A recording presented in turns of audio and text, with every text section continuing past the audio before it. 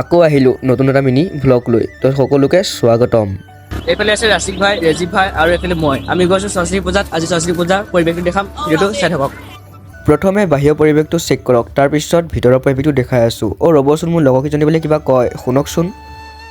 Happy Saraswati পূজা। এতিয়া আপোনালোকে ভিতৰৰ পৰিৱেশটো চেক কৰক।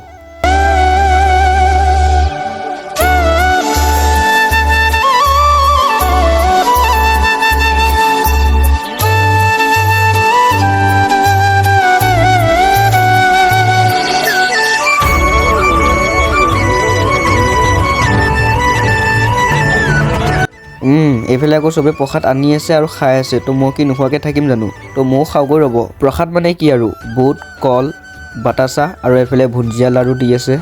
পিছে এইবাৰ পূজা চাই কেনেকুৱা লাগিল আৰু তোমালোকে পূজাত গৈছা নে নাই মোক কমেণ্ট কৰি জনাবাচোন। বাকী যি নহওক, মই কিন্তু এই ভুঞ্জিয়া লাড়ুটো খাই বহুত মজা পালোঁ। তো আকৌ নতুন এটা ভিডিঅ'ত লগ পাম। আজিলৈ ইমানে, বাই।